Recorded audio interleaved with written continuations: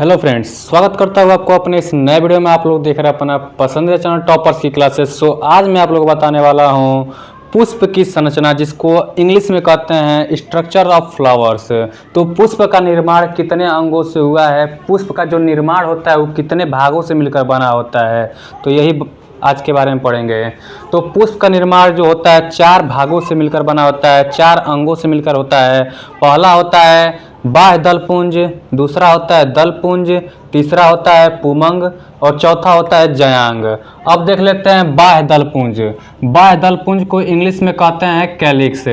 बाह्य दलपुंज को इंग्लिश में क्या कहते हैं? कैलिक्स कहते हैं। और दलपुंज को इंग्लिश में कहते हैं कोरोला। कोरोला दलपुंज को इंग्लिश में कहते हैं कोरोला। और पुमंग को इंग्लिश में कहते हैं एंड्रोसियम। एंड्रोसियम इंग्लिश में इसको क्या कहते हैं? एंड्रोसियम कहते हैं। और जयांग जो होता है इसको इंग्लिश में कहते हैं गाइनोसियम।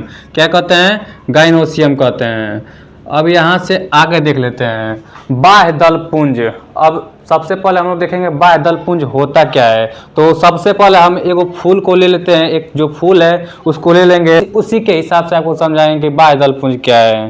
तो ये देखिए, जैसे मान चलिए एक पुष्प है, ये वाला जो एक पुष्प है इसका जो बाहरी ये हिस्सा है हरा वाला, वही है बाह्य दलपुंज। वो क्या है? बाह्य दलपुंज है। ये पुष्प का सबसे प्रथम चरण होता है या प्रथम चक्र होता है। पहला चक्र होता है जो पुष्प को क्या करता है? सुरक्षा प्रदान करता है बाहर से। अब देखिए, जो इसका एगो जो हरियर का है ना, इसका जो एक हरा वाला है, एक पतैया है एगो, इसको हम लोग कहते हैं सेपल।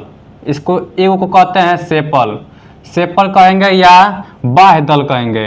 सेपल कहेंगे या बाह्य दल कहेंगे।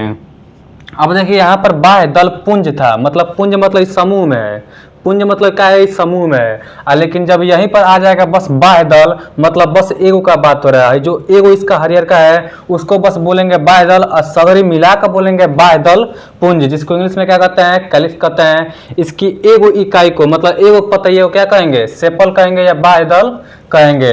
अब देखिए इसके बाद आता है दलपुंज। है जो दिख रहा है लालका लालका आप लोग को, यही है दलपुंज। ये रंगीन होता है और आकर्षक होता है। जो कीटों को क्या करता है? जो कीड़ा होते हैं सब, उन सबको आकर्षित करता है ताकि आकर इस पर बैठे। है जो दूसरका होता है, यही है दलपुंज। इसको इंग्लिश में क्या कहते हैं? कोरोला कहते हैं। अब देखिए जो इसके एगो हरी पतैया है उसको हम लोग बोलेंगे पेटल्स। जो उसका एगो भाग है उसको क्या कहेंगे? पेटल्स कहेंगे। या हिंदी में इसको क्या कहेंगे? दल कहेंगे। हिंदी में इसको क्या कहेंगे? दल कहेंगे। और इंग्लिश में इसको पेटल्स कहेंगे। जो एगो भाग है इसका, एगो पतैया है, उसको क्या कहेंगे? पेटल्स कहेंगे। आई सगरे मिला देंगे, उसके बाद बोलेंगे इसको क्या? दल पुंज बोलेंगे। और जब एगो होगा तो उसके लिए पेटल्स कहेंगे, मतलब दल कहेंगे। अब देखिए इसके बाद आता है पुमंग। पुमंग को इंग्लिश में कहते हैं एंड्रोसियम। है जो है यही है एंड्रोसियम। ये जो दिख रहा है यही एंड्रोसियम है। ये जो पुष्प का ये वाला भाग दिख रहा है ये एंड्रोसियम है। और ये देखिए एंड्रोसियम ये नर जनन अंग है।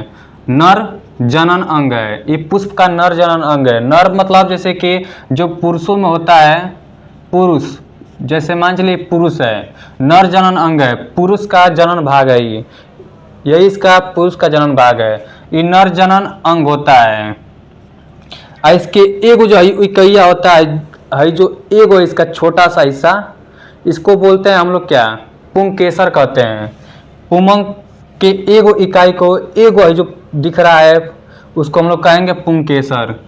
पुंकेसर कहते हैं इसको, पुंकेसर। और ये जो पुमंग है ये पुष्प का नर जनन भाग होता है या नर जनन अंग होता है या पुरुष जनन अंग इसमें होता है। अब देख लीजिए इसके बाद गाइनोसियम। गाइनोसियम जो होता है, अब इन सब को हटा देंगे तो ये देखिए इसके नीचे जो होता है, ये नीचे वाला हो गया इसका गाइनोसियम। ये जो नीचे वाला है इसका गाइनोसियम हो गया।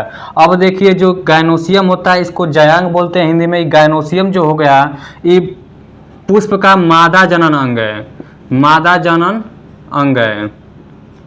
ये पुष्प का मादा जनन अंग है, या इसको बोलेंगे स्त्री जनन अंग।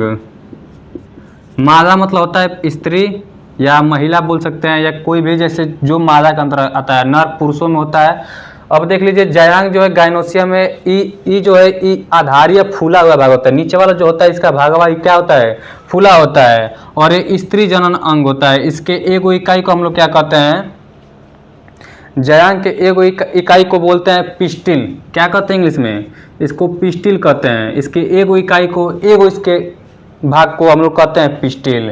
सो वीडियो अच्छा लगा हो तो लाइक और सब्सक्राइब करना ना भूलें। अगर आप चाहते हैं कि इस पर मैं लॉन्ग वीडियो बनाऊं तो कमेंट में ज़रूर बताएं। सो थैंक्स लॉट, मिलते हैं अगले वीडियो में।